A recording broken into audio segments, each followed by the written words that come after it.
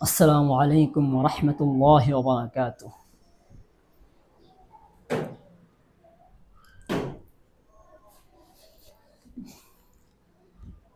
السلام عليكم ورحمة الله وبركاته.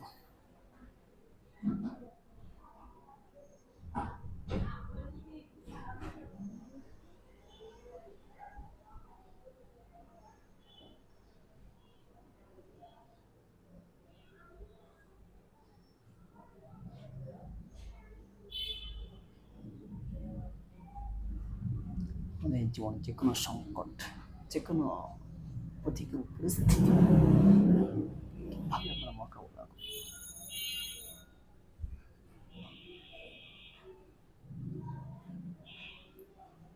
আজকে আমরা আলোচনা করব আমাদের জীবনে অনাকাঙ্ক্ষিত সংকট তৈরি হয় বিভিন্ন সময়, প্রতিকূল পরিস্থিতি, সেটা কিভাবে আমরা মোকাবেলা করব, কিভাবে এর থেকে উত্তরণ থেকে আমরা উত্তরণ আমাদের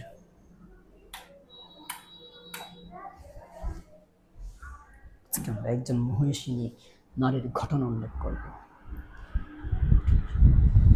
আসসালামু আলাইকুম রহমতুল্লাহ বারাকাতুহু। আশা করি সকলে ভালো আছেন। আজকে আমরা ইসলামের ইতিহাসে একজন মহিষিনী নারীর ঘটনা শুনব। আমরা আমাদের সময় চলতে আমরা দুনিয়াতে বসবাস করতে গিয়ে প্রায় সময় বিভিন্ন সংকটের মুখোমুখি হই, বিভিন্ন প্রতিকূল পরিস্থিতির মুখোমুখি হই। অনাকাঙ্ক্ষিত বিভিন্ন বিপদ আপদ আমাদের জীবনে মাঝে মাঝেই চলে আসে। এই বিপদ, এই সংকট, এই প্রতিকূল পরিস্থিতি কিভাবে আমরা মোকাবেলা করব, এটা কিভাবে আমাদের পক্ষে নিয়ে আসব, সেই সম্পর্কে আমরা আজকে একজন মহিষিনী নারীর ঘটনা শুনব ইনশাআল্লাহ। ইসলামের ইতিহাসে একজন মহিষিনী নারীর নাম হলো হযরত খাওলা বিনতে সালাবা রাদিয়াল্লাহু তাআলা আনহা। তিনি হযরত আউস ইবনে সামিত রাদিয়াল্লাহু তাআলা আনহার স্ত্রী ছিলেন। একবার হযরত সামিত রাদিয়াল্লাহু তাআলা আনহু তার স্ত্রীকে বলে ফেললেন, আনতা আলাইয়া কা দহরি উম্মি, অর্থাৎ তুমি আমার কাছে আমার মায়ের পিঠের মতো। এই শব্দ দিয়ে মূলত জাহিলি যুগে একজন স্ত্রীকে চূড়ান্ত রূপে তালাক দেওয়া হতো। যখন খাওলা রাদিয়াল্লাহু আনহাকে এই শব্দ উচ্চারণ করলেন, তালাক দিয়ে দিলেন, খাওলা রাদিয়াল্লাহু তাআলা আনহু অস্থির হয়ে পড়লেন, পেরেশান হয়ে পড়লেন, কি করবেন ভেবে পাচ্ছেন না। ছুটে গেলেন রাসূলের দরবারে, ইয়া রাসূলুল্লাহ, আমার স্বামী তো আমাকে এটা বলেছে, এখন আমার বিধান কি, আমার হুকুম কি, আমার জন্য করণীয় কি।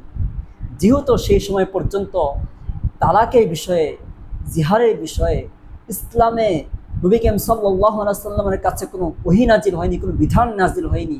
সেই কারণে রাসূল করিম সাল্লাল্লাহু আলাইহি সাল্লাম জাহিলি যুগের প্রথা অনুযায়ী ফয়সালা দিয়ে দিলেন, রায় দিয়ে দিলেন, মা আরাকি ইল্লা ক্বাদ হাররামতি আলাইহি, যে আমার ধারণা মতে তুমি তার জন্য হারাম হয়ে গেছো।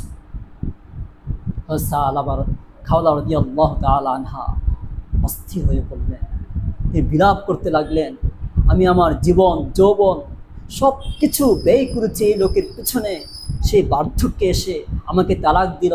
এই সময় আমি আমার ছেলে সন্তান নিয়ে আমি কি করব, আমি আমার অবশিষ্ট জীবন কিভাবে অতিবাহিত করব, কিভাবে কাটাবো। বারবার রাসূলের সামনে এভাবে তার আকুতি, তার ব্যথা বেদনা পেশ করছে। সে বলছে, মা যাকারু তালাকান, আমার স্বামী তো তালাক শব্দ উচ্চারণ করেনি, কেন আমার তালাক হয়ে যাবে। আবার কখনো বলছে, ইয়া রাসূলুল্লাহ,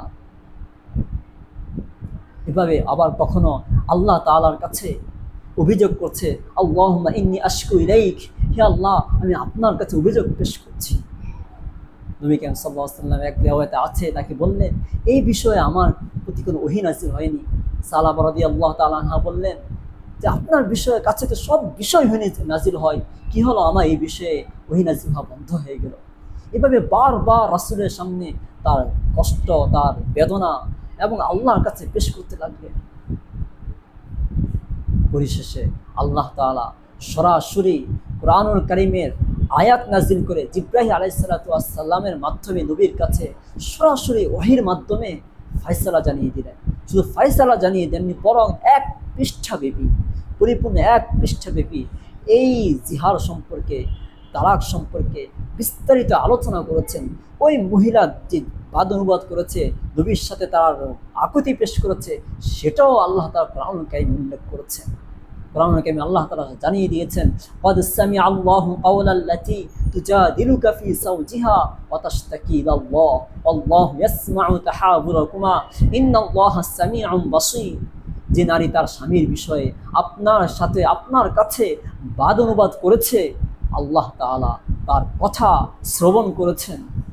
আল্লাহ তাআলা আপনাদের উভয়ের কথা শুনেন। আল্লাহ তাআলা সর্বশ্রোতা, সর্বদ্রষ্টা। তার হৃদয়ের আকুতি শুনে, তার মিনতি শুনে সরাসরি আসমান থেকে, সপ্ত আকাশ থেকে তার পক্ষে রায় নিয়ে এসেছেন, আল্লাহর কাছ থেকে ফায়সালা নিয়ে এসেছেন। এই সেই মহিলা হযরত খাওলা বিনতে সালাবা রাদিয়াল্লাহু তাআলা আনহা। পরবর্তীতে সমস্ত সাহাবায়ে কেরাম হযরত খাওলাকে এত বেশি শ্রদ্ধা সম্মান করতেন যে একবার হযরত ওমর ফারুক রাদিয়াল্লাহু তাআলা আনহা বিশাল কাফেলা নিয়ে কোথাও যাচ্ছিলেন, হঠাৎ করে এক মহিলা সামনে এসে পড়ল। তিনি তার কথা শুনলেন, যতক্ষণ পর্যন্ত সেই মহিলা কথা বলেছেন মনোযোগ সহকারে শুনলেন। এরপর সেই মহিলা যখন চলে গেল, ওমর ফারুক রাদিয়াল্লাহু তাআলা কাফেলা নিয়ে আবার ছুটলেন।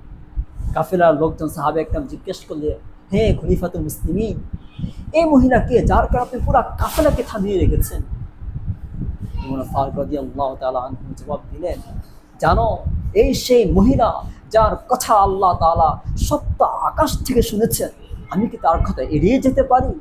খোদার কসম, এই মহিলা যদি স্বেচ্ছায় স্বতঃস্ফূর্তভাবে এই জায়গা থেকে সরে না যেত, চলে না যেত, কথা শেষ না করে, তাহলে আমি রাত পর্যন্ত তার কথা শুনতাম এবং অপেক্ষা করতাম।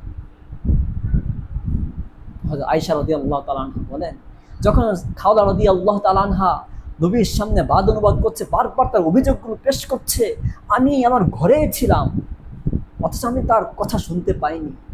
অথচ আল্লাহ তাআলা সপ্ত আকাশ থেকে তার কথা শুনেছেন এবং সরাসরি জিব্রাইলকে নবী করিম সাল্লাল্লাহু আলাইহি ওয়াসাল্লামের কাছে ওহী পাঠিয়ে তার পক্ষে রায় দিয়ে দিয়েছেন।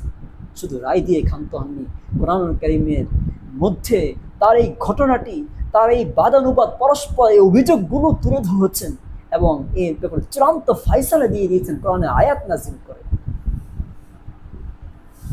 একজন মহিলা যদি তার হৃদয়ের আকুতি, তার বেদনা, কষ্ট, সংকটকে আল্লাহ তাআলার দরবারে এমনভাবে উপস্থাপন করে আল্লাহ তাআলার কাছ থেকে ফায়সালা নিয়ে আসতে পারে, সে আল্লাহ তাআলা এখনো আছেন, সে আল্লাহ তাআলা এখনো জীবিত, সে আল্লাহ তাআলা এখনো আমাদের জন্য আছেন।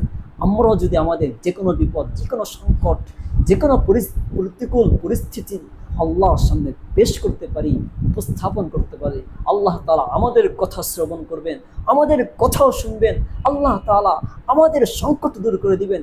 আমাদের পরিস্থিতি যত প্রতিকূল হোক না কেন, মনে রাখবেন, যদি আমরা আল্লাহর কাছে ফিরে যাই, আল্লাহর কাছে সাহায্য প্রার্থনা করি, আল্লাহর কাছে আমাদের হৃদয়ের আবেগ ঢেলে দিয়ে সাহায্য চাই, আল্লাহ তাআলার সাথে সাথে আমার সেই বিপদ, আমার সেই সংকট, আমার প্রতিকূল পরিস্থিতি দূর করে দিয়ে আমাকে সুন্দর প্রশান্তময় জীবন দান করবে। তাই আল্লাহ সকল সময়, সকল পরিস্থিতিতে, বিপদ যত ভয়ঙ্কর হোক না কেন, সংকট যত তীব্র হোক না কেন, মনে রাখবে, ইন্নাল্লাহা মা'ানা, আল্লাহ আমাদের সাথে আছে। এটাই একজন মুমিনের সবচেয়ে বড় শক্তি, এটাই একজন মুসলমানের সবচেয়ে বড় আস্থা, বিশ্বাস এবং ভরসার জায়গা। আমার সাথে আমার আল্লাহ আছে। যত বড় গুনাহগার হোক না কেন, আমরা যত বড় অপরাধী হই না কেন, যদি আল্লাহকে ডাকতে পারি, যে কোনো সংকটে আল্লাহ তাআলার কাছে আমার মুসিবত, আমার সমস্যা, আমার সংকটকে উপস্থাপন করতে পারি, বিশ্বাস করেন আল্লাহ তাআলা আমার সংকটকে দূর করে দিবেন, আমার সংকটকে সহজ করে দিবেন, আমার জন্য সমাধানের পথ বের করে দিবেন ইনশাআল্লাহ।